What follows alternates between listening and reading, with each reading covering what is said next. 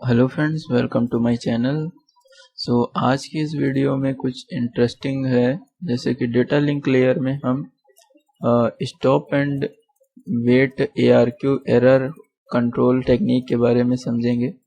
और ये flow control stop and wait ARQ क्या होता है ये हमने पिछले उसमें समझा था, लेकिन इसमें कुछ एडवांस फीचर ऐड हुए। क्या होता है स्टॉप एंड वेट ARQ, उसको समझते हैं। तो फर्स्ट पॉइंट ये कहता है कि स्टॉप एंड वेट ARQ जो है form of stop and wait flow control extended है। जो फ्लो कंट्रोल था उसका एक्सटेंडेड वर्जन है, जिसमें हम retransmission of data in case of lost and damage frame. जो हम डेटा भेजते थे from receiver to transmitter to receiver, तो ये हमारा रिसीवर है एंड ये ट्रांसमीटर। तो सपोज दैट हमने जो डेटा भेजते थे तो उसमें हम इधर डेटा भेजा, फ्रेम भेजा, उधर से हम एक्नॉलेजमेंट का वेट करते थे, ठीक है। तो यहाँ पर अगर डेटा कहीं लॉस होता है, तो अगर ये फ्रेम लॉस हो जाता है तो उनका डैमेज करना, डैमेज फ्रेम हो गया या लॉस्ट हो गया तो उसको हम रीट्रांसमिट कर सकते हैं, ठीक है। तो ये फैसिलिटी है। देन फॉर रीट्रांसमिशन वर्क, जैसे कि और some feature added are into basic flow control में। पहला फीचर जो ऐड हुआ है वो क्या है, सेंडिंग डिवाइस। अगर हमारी कोई सेंडिंग डिवाइस, ये सेंडर है, तो इट कॉपी कर लेता है जो भी लास्ट फ्रेम भेजता है उसका, ठीक है, ताकि अगर कहीं फ्रेम लॉस्ट हो जाए या डैमेज हो जाए तो उसको क्या कहते हैं, हम रिकवर कर सकें। तो यहाँ पर अगर सेंडर बना देते हैं, ठीक है, और एक रिसीवर बना देते हैं, तो अगर हमारे पास यहाँ है तो इधर का जो डेटा भेजा जाता था, तो जो इधर डेटा एक्नॉलेजमेंट आता था इधर से, ठीक है, तो इस फ्रेम का कॉपी कर लेते हैं, ठीक है। और ये कॉपी करने के बाद अगर ये कहीं मतलब डैमेज हो गया या फिर खराब हो गया या फिर पहुंचा नहीं, तो इसको दोबारा से भेजा जा सके, ठीक है। ये इसमें मतलब कि कहा गया है, ये एक इसका फीचर है। दूसरे में ये कहा गया है कि आइडेंटिफिकेशन पर्पस। आइडेंटिफिकेशन मतलब कि ताकि आपका डेटा जो है वो डुप्लीकेट ट्रांसमिशन ना हो जाए, ठीक है, इस वजह से इसमें आइडेंटिफिकेशन किया गया। अब अगर हम सेंडर है, रिसीवर है, तो अगर यहाँ से फ्रेम F1 गया है, ठीक है, तो यहाँ एक काम होता था कि यहाँ से जो एक्नॉलेजमेंट आता था वो AC2 आता था, ठीक है। तो यहाँ से फ्रेम 2 जाता था, तो यहाँ से जो एक्नॉलेजमेंट आता था वो एक्नॉलेजमेंट AC3 आता था, ठीक है।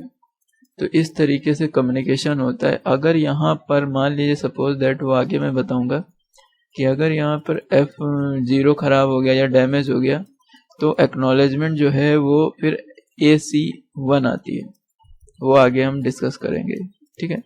तो ये समझ गए। अब इसमें कॉपी नहीं हो सकता डेटा। फिर पांचवा पॉइंट में ये कहता है कि अगर हमारा सेंडिंग डिवाइस रिसीव कर लेता है, ठीक है, सेंडिंग डिवाइस जो है वो रिसीव करता है NAK। अब NAK का फुल फॉर्म क्या है, तो ये यहाँ पर है। NAK का फुल फॉर्म होता है नेगेटिव एक्नॉलेजमेंट, ठीक है, मतलब एक्नॉलेजमेंट नहीं मिला है, यानी कि 0 हो गया वहाँ, ठीक है। तो उस केस में क्या होता था कि हमारा जो सेंडर है वो दोबारा रीसेंड करता है डेटा हमारा, ठीक है। तो वही लिखा हुआ है कि it resend the frame transmitted after the last acknowledgement regards of a number, ठीक।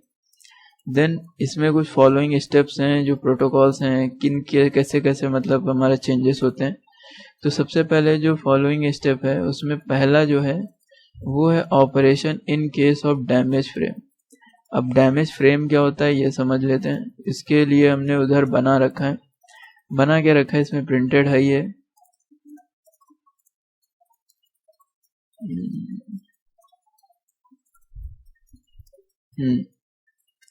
थोड़ा रंगीन कर दिया है ताकि अच्छा लगे। ये हमारा सेंडर है, ये हमारा रिसीवर है। तो यहाँ पर क्या हुआ है कि हमारा अगर कोई डेटा यहाँ से भेजा गया, ग्रीन वाला डेटा भेजा, तो ये डेटा यहाँ पहुँचा, इसने एक्नॉलेजमेंट 1 भेजी, यहाँ पर आप देखिएगा, गौर करिएगा, एक्नॉलेजमेंट 1 भेजी, यहाँ पर रिसीव हुआ। फिर जब एक्नॉलेजमेंट हुआ तो सेंडर को पता चल गया कि हमारा जो डेटा 0 है वो सक्सेसफुली ट्रांसमिट हो चुका है, ठीक है, तभी तो एक्नॉलेजमेंट 1 आई है। अब हमें एक्नॉलेजमेंट 1 डेटा 1 भेजना है, तो यहाँ पर डेटा 1 भेजा गया है, ठीक है, डेटा 1 गया। लेकिन क्या हुआ कि सपोज दैट पिछले डेटा 0 में एरर आ गई या फिर कुछ उसमें एरर है, तो हम चाहते हैं उसको दोबारा भेजा जाए। तो हमने क्या किया, एक्नॉलेजमेंट 0 को यहाँ से ट्रांसमिट किया, किसने, रिसीवर ने, ठीक है। अब एक्नॉलेजमेंट 0 जब रिसीव हुई तो इसको ये पता चल गया कि कौन सा डेटा हमें भेजना है, तो इसने वही डेटा 0 जो ये है, जो सिर्फ सक्सेसफुली ट्रांसमिट हुआ था लेकिन वो रिकवर नहीं हुआ था कि वो सही डेटा है कि गलत डेटा है, ठीक है, या एरर डेटा है, तो उस डेटा को मंगाने के लिए या उस डेटा फ्रेम को मंगाने के लिए हमने डेटा 0 एक्नॉलेजमेंट 0 भेजा और वो आ गया। अगर तब भी हमें डेटा नहीं मिलता है या फिर हमें फ्रेम नहीं मिलता है, तो हम लिखेंगे नेगेटिव एक्नॉलेजमेंट, मतलब हमें अभी नहीं मिला है, ठीक है। तो ये फिर रीसेंड करेगा डेटा 0 को और यहाँ से फिर भेजेगा, और जब हमें फाइनली मिल जाएगा, सब कुछ सक्सेस हो जाएगा, तब जाके हम हमारा फिर से एक्नॉलेजमेंट 1, फिर एक्नॉलेजमेंट से एक्नॉलेजमेंट यहाँ पर जाएगा 1, फिर एक्नॉलेजमेंट 1 हो जाने के बाद यहाँ से डेटा 1 जाएगा। तो ये टाइम टेकिंग प्रोसेस है, प्लस अगर कुछ भी होता है ऊपर वाले डेटा में तो वे दोबारा से सारा चीज़ें कंप्लीट करनी पड़ती हैं, मतलब दोबारा से सब कुछ ट्रांसमिशन करना पड़ता है। फिर दूसरा आता है जो हमारे पास है, इन केस ऑफ लॉस्ट फ्रेम, मतलब फ्रेम ही लॉस्ट हो जाए, मतलब वहाँ सेंडर से तो चला है फ्रेम लेकिन रिसीवर तक नहीं पहुँचा है, ठीक है। तो ये क्या हुआ है कि अगर रिसीवर तक पहुंचा ही नहीं है तो हमारा क्या होता है कि ये इस टाइप में जो ऑपरेशन आता है वो इन केस ऑफ लॉस्ट फ्रेम में आता है। तो एक समय होता है कि एक समय के बाद वो जब एक्नॉलेजमेंट नहीं पाता है तो वो दोबारा से वही फ्रेम को रीसेंड करता है। अब यहाँ से रीसेंड हुआ, उस पर्टिकुलर समय में अगर एक्नॉलेजमेंट आ गई तो हमारा क्या होगा कि आपका लॉस्ट फ्रेम नहीं माना जाएगा और अगला डेटा ट्रांसमिट होगा। मान लीजिए यहाँ पर ट्रांसमिट होगा,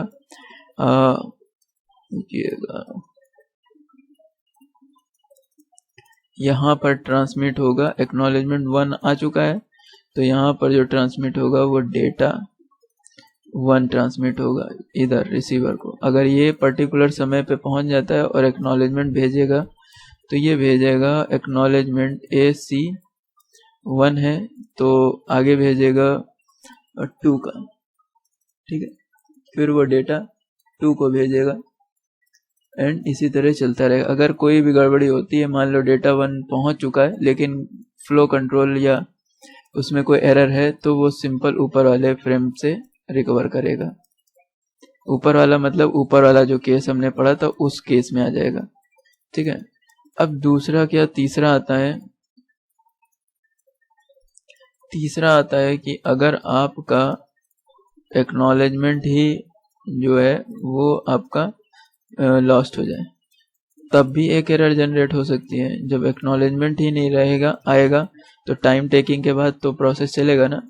तो सेंडर क्या करता है, यहाँ से सेंड किया, सेंड हुआ डेटा तो पहुंच गया, लेकिन क्या हुआ, एक पर्टिकुलर समय के बाद या फिर यह प्रोसेस स्लो कर रहा है, हमारा रिसीवर जो है उसका प्रोसेसर स्लो है, तो उसने एक्नॉलेजमेंट तो भेजा, ये AC1 लिखा है, ठीक है, तो ये एक्नॉलेजमेंट भेजने के बाद यहाँ पर लॉस्ट हो गया।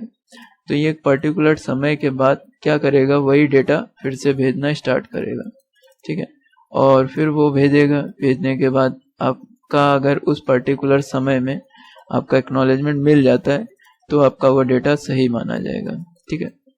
तो ये था हमारा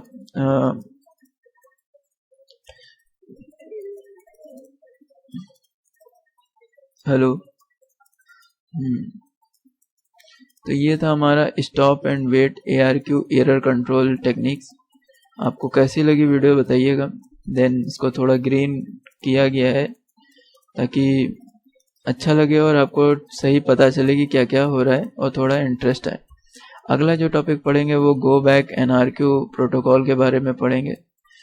तो बने रहिएगा वीडियो में, तब तक के लिए धन्यवाद।